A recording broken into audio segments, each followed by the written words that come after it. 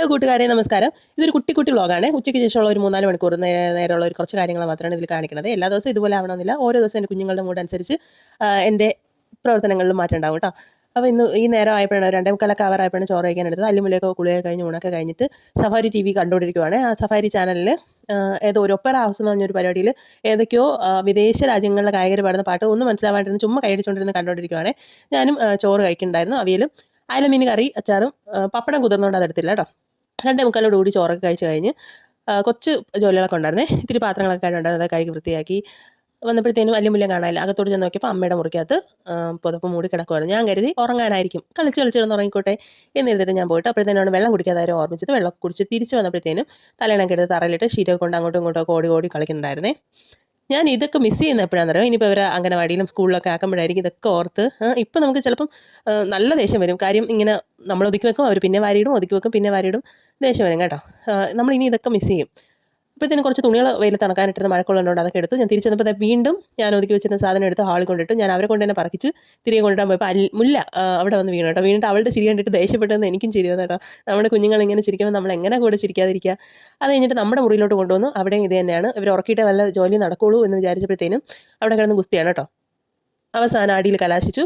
അല്ലി മുല്ലക്കിട്ട് കൊടുത്തു. അത് കഴിഞ്ഞ് അല്ലി ഒളിച്ച് കിടക്കുവാണേ. വീണ്ടും കളി തുടർന്നു. എനിക്ക് എന്തെങ്കിലും ജോലികൾ ബാക്കിയുള്ള ദിവസം മാത്രമേ ഞാൻ അവരെ നിർബന്ധിച്ച് ഓർക്കാറുള്ളൂ കേട്ടോ. അല്ലെങ്കിൽ ഞാൻ അവർ ഉറങ്ങി കഴിഞ്ഞാൽ എനിക്ക് ഭയങ്കര മൂടോട്ടായിരിക്കും. ഞാൻ ഒറ്റയ്ക്ക് ഇരിക്കുമ്പോൾ അത് കഴിഞ്ഞ് ലൈറ്റൊക്കെ ഓഫ് ചെയ്ത് കർട്ടനൊക്കെ ഇട്ട് ഇരുട്ടൊക്കെ വെച്ചിട്ടും ഭൂതം വരുന്നതെന്ന് പറഞ്ഞിട്ടൊന്നും ഒരു രക്ഷയില്ല. അവർ കർട്ടനൊക്കെ മാറ്റി ലൈറ്റൊക്കെ ഇട്ടു. അത് കഴിഞ്ഞിട്ട് വീണ്ടും അടി നടന്നു. ഞാൻ ഇത്തിരി കിടന്ന് ഉറങ്ങിപ്പോയി. ഒത്തിരി ഒന്ന് ഉണർന്ന് നോക്കിയപ്പോഴത്തേനും ആ മേശയുടെ അടിയിൽ വെട്ടം കണ്ടുകൊണ്ടാണ് നോക്കിയത്. അപ്പോഴത്തേനും ഒരാൾ പുതിയ ഫ്രോക്കൊക്കെ എടുത്തിട്ടിട്ട് ലൈറ്റ് അടിച്ചുകൊണ്ടിരിപ്പുണ്ടായിരുന്നു. പിന്നെ ഞാൻ വിളിച്ച് കിടത്തി വഴക്കൊക്കെ പറഞ്ഞ് ഉറക്കി കഴിഞ്ഞ് ഇച്ചിരി ബ്രൂട്ടീഷൻ അവർക്ക് ചെയ്യണമായിരുന്നു. അവർക്ക് ചെയ്യുമ്പോൾ അവരുടെ അമ്മ ഇങ്ങനെ ബ്രൂട്ടീഷൻ ചെയ്യാണ്ടിരിക്കുന്ന ഇച്ചിരി പൗഡറൊക്കെ ഇട്ടു. അത് കഴിഞ്ഞാൽ വീണ്ടും അടുക്കളയിൽ നിന്ന് ബാക്കി ജോലികളുണ്ട്. ഇത്തിരി ജോലികളുണ്ട്. വെച്ചിരുന്ന പാത്രങ്ങളൊക്കെ അടുക്കി വെച്ചു. അത് കഴിഞ്ഞ് മുരിങ്ങയില കുറച്ചുണ്ടായിരുന്നു കേട്ടോ. അത് ഉണങ്ങി കരിഞ്ഞ മുരിങ്ങയില കൊണ്ട ഒടിഞ്ഞു കിടന്നു, ശ്രദ്ധിച്ചില്ല. അപ്പം വെയിലടിച്ചിട്ട് അതൊന്ന് ഇല ചെറുതായിട്ട് വാടിയതാണേ. അപ്പോൾ അതൊക്കെ ഒന്ന് വൃത്തിയാക്കി.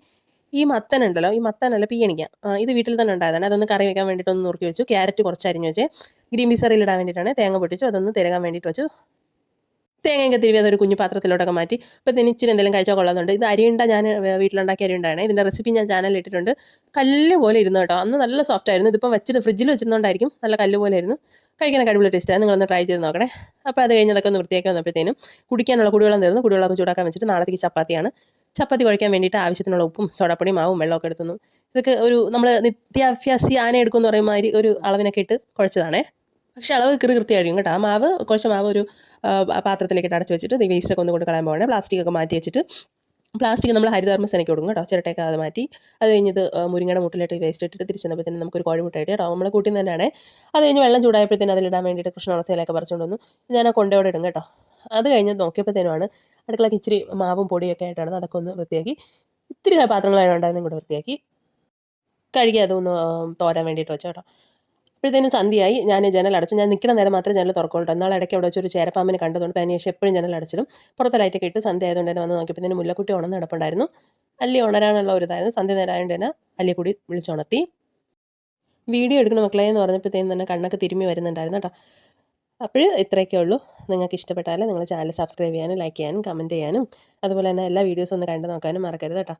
നിങ്ങളുടെ സപ്പോർട്ടാണ് വീണ്ടും വീണ്ടും വീഡിയോസ് ഓരോന്നും ചെയ്തിടാനുള്ള ഞങ്ങളുടെ ഊർജ്ജം. അപ്പോൾ താങ്ക് യു. ഇത്രയേ ഉള്ളൂ.